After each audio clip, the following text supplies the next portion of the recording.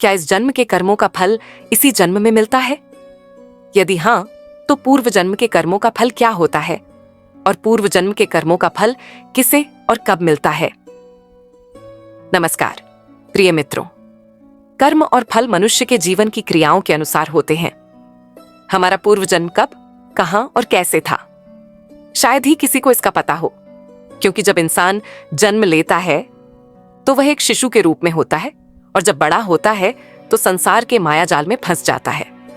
इंसान के कर्मों का फल उसके जीवन के आधार पर मिलता है। तो पुनर्जन्म क्या है और क्या हमारे कर्म जन्म से लेकर मृत्यु तक हमारा अनुसरण करते हैं? गीता में भगवान श्री कृष्ण ने अर्जुन को यह समझाया था कि लोगों को उनके कर्मों का फल अवश्य मिलता है। आपने महसूस किया होगा कि जो लोग अच्छे कर्म करते हैं वे परेशान रहते हैं, जबकि जो बुरे कर्म करते हैं वे खुशी से जीवन जीते हैं। अच्छे कर्म करने वाले लोग अक्सर सोचते हैं कि आखिर उन्हें इतनी परीक्षाएं क्यों देनी पड़ती हैं, जबकि अधर्म के मार्ग पर चलने वाले लोग खुश रहते हैं और जीवन का आनंद उठाते हैं। अगर आपके मन में भी यह सवाल आया है तो आज हम आपको इसका जवाब देंगे। ये जवाब वह है जो भगवत गीता में लिखा है और जिसे श्री कृष्ण ने अर्जुन को बताया था। भगवत गीता में वर्णित कथा के अनुसार जब भी अर्जुन के मन में कोई दुविधा होती थी तो वह श्री कृष्ण के पास पहुंच जाते थे। एक बार अर्जुन ने भगवान श्री कृष्ण से आकर कहा कि वह दुविधा में है और इसका समाधान चाहते हैं। श्री कृष्ण ने पूछा, क्या सवाल है? अर्जुन ने कहा, मुझे यह जानना है कि अच्छे लोगों के साथ हमेशा बुरा क्यों होता है, जबकि बुरे लोग खुशहाल दिखाई देते हैं, और क्या पुनर्जन्म में भी पिछले कर्मों का फल मिलता है? अर्जुन की बातें सुनकर श्री कृष्ण मुस्कुराए और कहा, मनुष्य जैसा सोचता है और महसूस करता है वैसा कुछ नहीं होता, बल्कि अज्ञानता के कारण वह सत्य को नहीं समझ पाता। अर्जुन उनकी बात को नहीं समझ सके। इसके बाद श्री कृष्ण ने क्या कहा वह हम इस वीडियो में जानेंगे। यदि आप भगवान श्री कृष्ण की पवित्र बातों को सुनना और समझना चाहते हैं तो इस वीडियो को अंत तक अवश्य देखें, क्योंकि इस वीडियो में आपको वह ज्ञान मिलेगा जो आपको कहीं और नहीं मिला होगा। श्री कृष्ण ने अर्जुन से कहा, पार्थ, मैं तुम्हें एक कथा सुनाता हूं। उसे सुनकर तुम समझ जाओगे कि हर प्राणी को उसके कर्मों के अनुसार ही फल मिलता है। प्रकृति हर किसी को अपनी राह चुनने का अवसर देती है। अब यह मनुष्य की इच्छा पर निर्भर करता है कि वह किस मार्ग को चुनता है। कथा शुरू करते हुए श्री कृष्ण ने कहा, एक बार एक व्यक्ति था जो धर्म में विश्वास नहीं रखता था और भगवान पर भी उसका कोई विश्वास नहीं था। समय बीतता गया और एक दिन बहुत जोर की बारिश हो रही थी। मंदिर में पुजारी के अलावा कोई नहीं था। जब दूसरे व्यक्ति को यह बात पता चली तो उसने कहा कि यह मंदिर का धन चुराने का सही अवसर है। उसने पंडित से नजर बचाकर मंदिर का सारा धन चुरा लिया। उसी समय एक धर्म कर्म में विश्वास रखने वाला व्यक्ति भी मंदिर पहुंचा।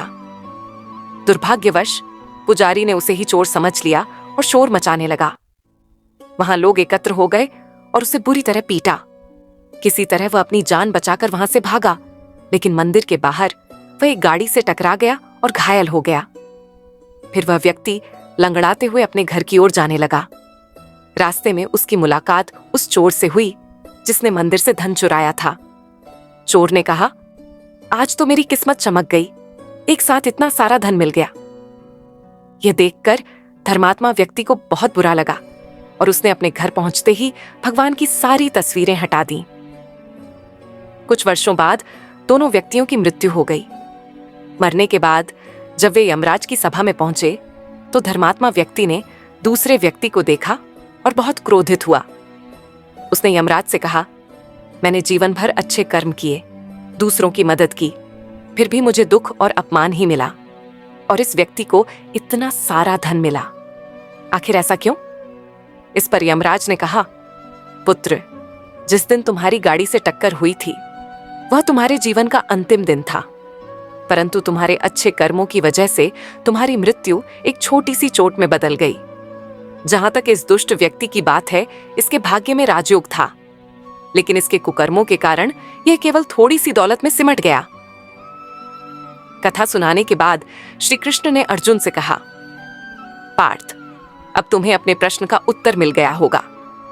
यह सोचना कि भगवान आपके कर्मों को नजरअंदाज कर रहे हैं, यह बिल्कुल भी सत्य नहीं है। भगवान हमें कब, क्या और कैसे फल देंगे, यह हमारी समझ से बाहर है। लेकिन यदि आप अच्छे कर्म करते रहेंगे तो भगवान की कृपा हमेशा आपके साथ रहेगी। इसीलिए मनुष्य को अपने कर्मों को नहीं बदलना चाहिए, क्योंकि उसका फल अवश्य मिलता है।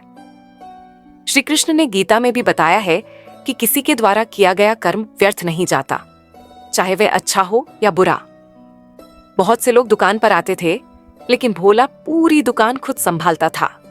इसीलिए कौन सी दवा कहां रखी है उसे अच्छी तरह पता था। वह पूरी ईमानदारी से अपना काम करता था और ग्राहकों को सही दवा सही दाम पर देता था। सब कुछ अच्छा होने के बावजूद भोला नास्तिक था।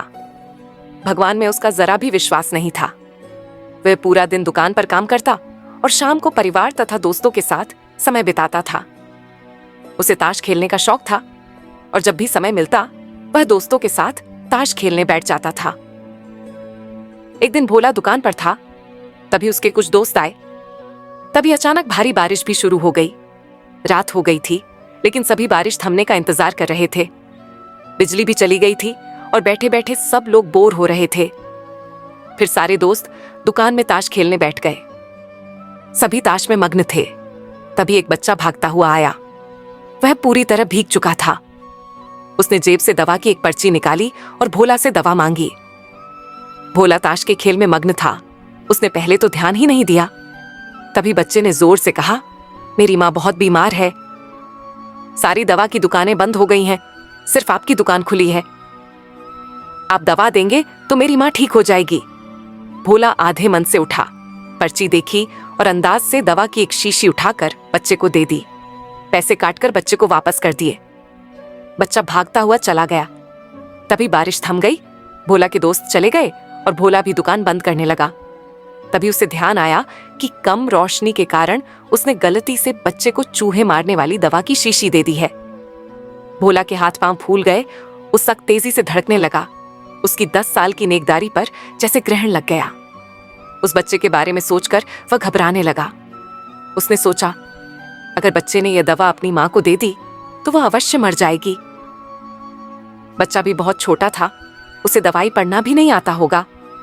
एक पल के लिए भोला ने अपनी गलती को कोसा और ताश खेलने की आदत छोड़ने का फैसला किया। लेकिन यह बात तो बाद में देखी जाएगी, पहले क्या किया जाए। उस बच्चे का कोई पता ठिकाना भी तो उसे नहीं पता था। कैसे उस बीमार मां को बचाया जाए। बच्चे की आंखों में विश्वास की झलक देखकर भोला को कुछ भी समझ नहीं आ रहा था। घर जाने की उसकी इच्छा मर गई और बेचैनी उसे घेरने लगी। घबराहट में वह इधर उधर देखने लगा। पहली बार उसकी नजर दीवार के कोने में गई, जहां उसके पिता ने भगवान श्री कृष्ण की तस्वीर लगाई थी। उसके पिता ने कहा था, भगवान की भक्ति में बहुत शक्ति होती है।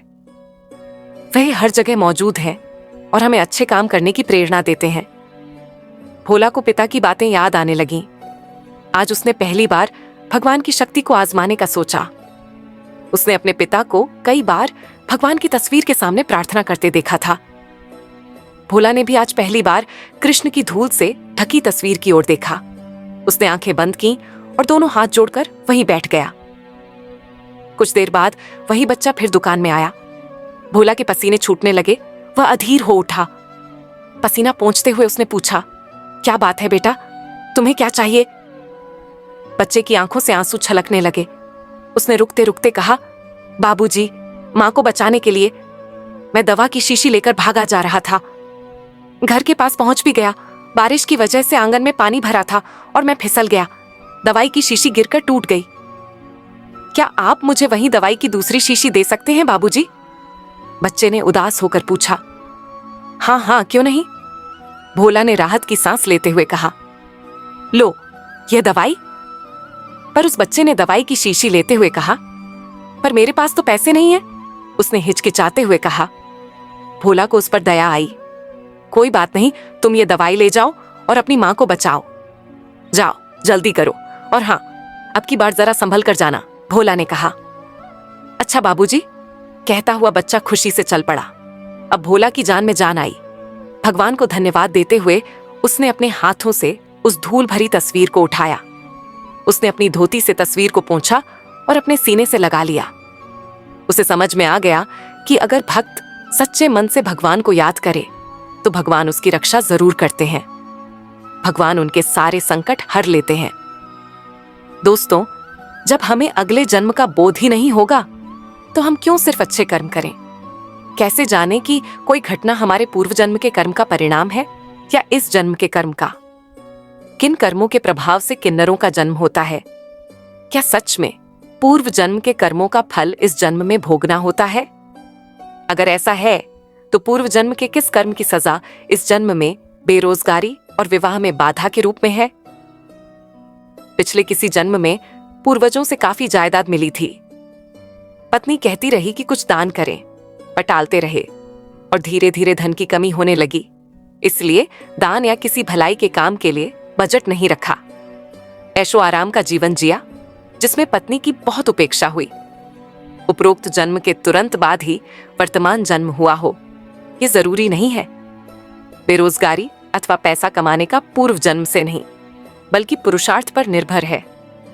और समय पर पुरुषार्थ नहीं किया, इसीलिए अब शादी भी नहीं हो रही है। अगर आप बिना हाथ या पैर के दिव्यांग पैदा होते तो कह सकते थे कि यह पूर्व जन्म के किसी कर्म की सजा है। एंड क्या सच में पूर्व जन्म के कर्मों का फल इस जन्म में भोगना होता है? तो ये बात तो आप सबको भी पता ही होगी कि अगर हम कुछ कमाई नहीं कर रहे हैं और हमारी शादी नहीं हो रही है तो उसकी वजह हम खुद हैं। क्योंकि गरीब पैदा होना कोई गलत बात नहीं है, लेकिन गरीब मर जाना बहुत ही गलत बात है। क्योंकि अगर हमारे हाथ पैर सही सलामत हैं तो हम सब कुछ कर सकते हैं। और आजकल तो जिन लोगों के हाथ पैर भी नहीं हैं, वे भी देश में नाम कमा रहे हैं। ये बात बिल्कुल सही है। हमारे इस जन्म में हमें जन्म से मृत्यु तक जो कुछ भी मिलता है वह सारे पूर्व कर्म का फल है। ये सारे संयोग रूपी कर्म फल पाने के वक्त अज्ञानता से हम नए कर्म बीज बोते हैं, जिसका फल हमें जरूर मिलेगा। उदाहरण के तौर पर पके आम खाने के बाद जब हम उसकी गुठली जमीन में बोते हैं और खाद पानी वगैरह देते हैं तो उसका फल तुरंत नहीं मिलता, बल्कि 4-5 साल बाद पहला फल गर्मी के मौसम में ही मिलता है। वैसा ही हमारे कर्मों का फल का हिसाब किताब है। पूर्व जन्म में यदि हमने किसी को दुख दिया तो इस जन्म में हमें वह दुख 3-4 गुना मिलता है, चक्रवृद्धि ब्याज जैसा। इसके विपरीत पूर्व जन्म में यदि हमने किसी को सुख दिया तो वह भी 3-4 गुना होकर मिलता है। इस जन्म में मिलने वाले सुख दुख को देखकर हमें समझना चाहिए कि जैसा हमने कर्म किया वैसा फल मिला। अब दोस्तों, आपके दिमाग में यह सवाल आया होगा कि क्या कर्म के आधार पर दूसरा जन्म निश्चित होता है? क्या ईश्वर इतना कमजोर और असहाय है कि इस जन्म के कर्मों का फल अगले जन्म में देता है? क्या यह सत्य है कि मनुष्य के कर्मों की सजा उसके पिछले जन्मों के कर्मों के अनुसार मिलती है? यह निष्काम कर्म की बात क्या है? ऐसा क्यों कहा जाता है कि संसार कर्म प्रधान है?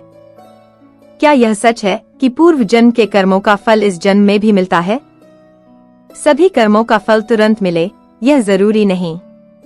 जिस कर्म का फल पूर्व जन्म में नहीं भोगा वही इस जन्म में भुगतना होगा। दोबारा भुगतने की जरूरत नहीं है। जी हाँ, यह 100% सच है। क्या इंसान अपने इस जन्म में जो भी है वो अपने पिछले कर्मों की वजह से है, या फिर इस जन्म के कर्मों की सजा या इनाम इसी जन्म में मिल जाता है? पिछले जन्मों के संचित कर्मों से यह जन्म मिला है, लेकिन कुछ भी बनने के लिए इस जन्म के कर्मों का होना भी अत्यंत आवश्यक है। बिना कर्म किए कुछ नहीं होता है। संचित पूर्व जन्मों के और क्रियमान वर्तमान जीवन के दोनों प्रकार के कर्मों का फल हमारा जीवन है। अब क्या पिछले जन्म के कर्मों को टाला जा सकता है? बिल्कुल, तलवार की चोट सुई की चोट बनकर आएगी जीवन में। कर्मफल प्रारब्ध बनकर कई जन्मों में पीछा करते हैं। जैसे भूखा बछड़ा भूख लगने पर माँ को तलाश ही लेता है, दूध पीने को उसी प्रकार। लेकिन जब हम सद्गुरु की शरण में जाते हैं या अपना जीवन इष्ट भक्ति या मानव सेवा में लगाते हैं, तब प्रारब्ध बड़ा पत्थर बनकर हमारे ऊपर गिरकर जो चोट देने वाला था, जिसको शायद हम सहन नहीं पाते, वह पत्थर छोटे छोटे टुकड़े बनकर जीवन में गिरेंगे, जिसे हम आसानी से सहन कर प्रारब्ध खत्म कर लेंगे। जीवन में कई उदाहरण मैं देख चुका हूँ, खुद पर और अन्य पर। प्रारब्ध को टालने के लिए कई गुना धर्म, अच्छे कर्म, सद्गुरु शरण, इष्ट भक्ति का मार्ग लेना पड़ेगा। क्या पिछले जन्म के कर्मों को टाला जा सकता है? हाँ, पुण्य करने से कर्म भोग को टाला जा सकता है, पर खत्म नहीं होता। केवल पुण्य की अधिकता से पुण्य भोग करने से पाप भोग टलता रहेगा, लेकिन क्षीण नहीं होता है। क्या पिछले जन्म के कर्मों का फल या दुख इस जन्म में भी मिलते हैं? पिछले जन्मों का कर्म का फल इस जन्म में बिल्कुल मिलता है, लेकिन आप अच्छा कर्म करेंगे तो आपको लाभ इस जन्म में जरूर मिलेगा। गलत काम करेंगे तो आप अपराध बोध से घिरे रहेंगे। न केवल पिछले एक ही जन्म का, अपितु जब तक किसी कर्म का भुगतान नहीं होता है। यह ईश्वर की व्यवस्था है, इसे पूर्णतया कोई नहीं जान सकता है। जब हमारा जन्म ही पिछले जन्म के कर्मों के आधार पर होता है, तो पिछले जन्म के कर्मों के भोग पर संदेह क्यों? और जिसे हम सब भाग्य कहते हैं, वह भी तो कर्मफल ही है। पूर्वकृत कर्म जो कि पिछले जन्मों में जीव ने किए हैं, उन्हीं से उसके संस्कारों का निर्माण होता है। ये संस्कार सूक्ष्म शरीर के अंतःकरण के चित्त की स्मृति में संचित होते रहते हैं। इन्हीं संस्कारों का कुछ चुना हुआ भाग वर्तमान के जीवन में भोगने हेतु चुना जाता है। इस चुने हुए संस्कार के भाग को प्रारब्ध कहते हैं। यदि प्रारब्ध में अच्छे कर्मों से बने संस्कार चयनित हैं, तो जीव को वर्तमान में अच्छे भोग भोगने को प्राप्त होंगे। इसी प्रकार मिश्रित व बुरे प्रारब्ध को भी समझा जाए। यद्यपि प्रारब्ध भोगने में किसी प्रकार की स्वतंत्रता जीव की नहीं है, क्योंकि ईश्वर कर्मफल भोग का नियंता है। जैसे कर्म वैसा भोग, पर जीव कर्म करने हेतु स्वतंत्र है। कर्म करने में कोई प्रतिबंध ईश्वर ने जीव पर नहीं थोपा है। जीव चाहे अच्छे कर्म करे या बुरे, वही उसका फल भोगेगा। यदि किसी का प्रारब्ध उत्तम है, तो उस जीव के भोग उत्तम दिखेंगे। यदि वह गलत कर्म भी कर रहा है, तो जब तक उत्तम भोग समाप्त नहीं हो जाएगा, वह उत्तम फल भोगता रहेगा। पर अभी तो वह बुरे कर्म खूब कर रहा है। जैसे ही उस जीव का उत्तम भोग समाप्त हो जाएगा, उसके बुरे कर्मों का फल भोग प्रारंभ हो जाएगा।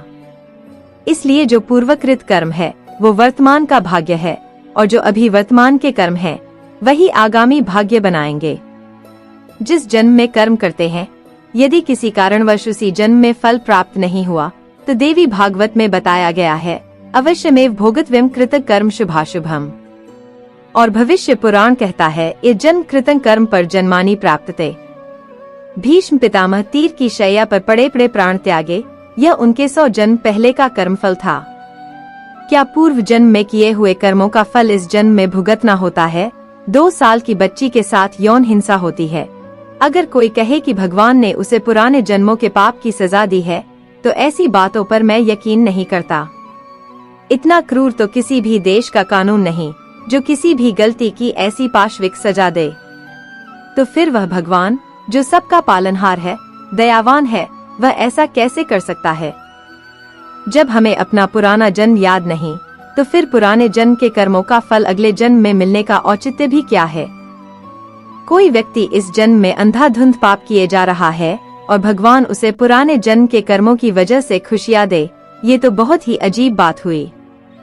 पिछले जन्म के कर्मों का फल इस जन्म में क्यों? उसी जन्म में क्यों नहीं हिसाब बराबर किया जाए? पिछले जन्म में जो था, वह व्यक्ति कोई और था। गीता में कहा गया है कि आत्मा पुराने वस्त्र छोड़कर नए वस्त्र धारण कर लेती है। इसलिए इस नए जन्म में नए वस्त्र रूपी शरीर वाला व्यक्ति भी कोई और है। किसी एक व्यक्ति के कर्मों का इनाम या सजा किसी दूसरे व्यक्ति को नहीं दिया जा सकता। यह अन्याय है, और 2 साल के बच्चों को सजा देना तो अत्यंत जाहिल है। तो आप कहेंगे कि फिर ऐसा होता क्यों है कि कोई व्यक्ति पाप भी करे तब भी समृद्ध होता है, और कोई व्यक्ति ईमानदार होते हुए भी यातनाएं सहता है? यही सवाल सभी समस्याओं का कारण है। इस सवाल का जवाब दिया जाना अत्यावश्यक था, क्योंकि यह बहुत ही खतरनाक सवाल है। ऐसा सवाल दिमाग में आ जाए तो व्यक्ति नास्तिक बन सकता है। अर्थात भगवान ने दुनिया बनाई तो सही, लेकिन अब दुनिया स्वयं चल रही है। या फिर यह कहें कि भगवान केवल कभी कभी दुनिया के मामलों में हस्तक्षेप करता है। वह किसी स्कूल के प्रिंसिपल की तरह है, जो स्कूल के मामलों में केवल कभी कभी दखल देता है। सबसे बड़ी बात यह है कि वह सोचने लगेगा, वह यह मानने से इनकार करेगा कि सब कुछ भगवान करवा रहा है और जो होता है वह अच्छे के लिए होता है। वह यह मानने की बजाय संघर्षशील हो जाएगा कि जो होता है उसे अच्छे के लिए बनाना है। कोई व्यक्ति अपने हिंदू या मुस्लिम होने पर गर्व नहीं करेगा, क्योंकि जब उसने इसके लिए कुछ किया ही नहीं तो गर्व कैसा। इसलिए बताया जाता है कि ये पुराने जन्मों के कर्मों का फल है। व्यक्ति अगले जन्म में भी उसी धर्म में पैदा होने की इच्छा व्यक्त नहीं करेगा। वह जान जाएगा कि सभी धर्मों के लोग एक ही भगवान ने बनाए हैं। उसका हिंदू होना मात्र इसलिए है क्योंकि उस हिंदू परिवार में जो भी बच्चा पैदा होता तो वह हिंदू ही होता। इसके पीछे भगवान की कोई योजना नहीं है। हिंदू चाहे तो धर्म परिवर्तन करके मुसलमान बन सकता है और मुसलमान हिंदू बन सकता है। इससे भी ज्यादा रोचक तो यह है कि मुसलमान होने पर भी वेद या गीता पढ़ने पर कोई पाबंदी नहीं है। हिंदू भी बिना धर्म परिवर्तन किए पढ़ सकते हैं। एक मजदूर अपने ऊपर हो रहे अन्याय को अपना नसीब मानकर चुप रहने के बजाय उसके खिलाफ आवाज उठाएगा। वह जान जाएगा कि किसी के महंगे कपड़ों को सलाम ठोकने की कोई जरूरत नहीं। वह जान जाएगा कि भगवान उसके बच्चों के भूख से तड़पने के लिए जिम्मेदार नहीं है। भगवान उसके बच्चों को मजदूर बनने के लिए मजबूर नहीं करता, बल्कि एक व्यवस्था है जो अमीर को अमीर और गरीब को गरीब बनाने पर तुली है। अगर हम अपने कर्मों का फल इसी जन्म में पाते हैं तो हम शायद ही कभी इसका कारण समझ पाएं कि भगवान कर्म की सजा इसी जन्म में क्यों नहीं देते। अगले जन्म में तो हमें हमारे किए कर्म याद भी नहीं होते हैं। फिर हम या तो भगवान से शिकायत करते हैं कि हमारे साथ ऐसा क्यों हो रहा है। भारत में जब अमीर देश था तो यहाँ धन और शक्ति से संपन्न लोग बुरा कर्म करोगे तो अगले जन्म में भोगोगे, यह डर दिखाया गया, जिससे संपन्नता के नशे में चूर व्यक्ति अधर्म करने से डरे। लेकिन जहाँ गरीबी थी वहाँ यह पुनर्जन्म का भय नहीं चलना था, क्योंकि जब इसी जन्म में लाले पड़े हैं तो अगले जन्म की चिंता किसे होगी। तो फिर वहाँ कयामत का सिद्धांत चला कि जो भी है वो यही जीवन है। इस जीवन का पूरा उपयोग करो, कर्म करो, धन संपदा अर्जित करो, गरीबों का भला करो, आदि आदि। अगर कर्म किसी भी जन्म का हो, अगर उदय में आना बाकी है तो आगे कभी भी किसी भी जन्म में आ सकता है। अभी तो इसी जन्म के मिल रहे हैं, तभी कहते हैं जैसा बोओगे वैसा ही काटोगे। तो हमें हमेशा अच्छे ही कर्म करने चाहिए और बुरे कर्मों से बचना चाहिए। जैसा कर्म करोगे वैसा ही फल पाओगे। कर्म ही पूजा है और कर्म का फल समय पर अवश्य मिलता है। अच्छे कर्म करो, क्योंकि वही आपका भविष्य संवारेंगे। कर्म किए बिना भाग्य भी साथ नहीं देता। वर्तमान का कर्म ही भविष्य का भाग्य बनता है। अपने कर्म पर ध्यान दो, फल की चिंता मत करो। जो कर्म हम आज करते हैं वही हमारा कल निर्धारित करते हैं। बुरे कर्म का फल देर से ही सही, लेकिन जरूर मिलता है। ईश्वर के न्याय में देर है पर अंधेर नहीं। कर्म का फल अवश्य मिलेगा। कर्म करते जाओ, फल की इच्छा मत करो, क्योंकि कर्म ही तुम्हें फल देगा। तो दोस्तों, कैसा लगा आपको मेरा यह वीडियो? कमेंट, लाइक और शेयर जरूर करें और ऐसे ही वीडियो और पाने के लिए चैनल को सब्सक्राइब करें।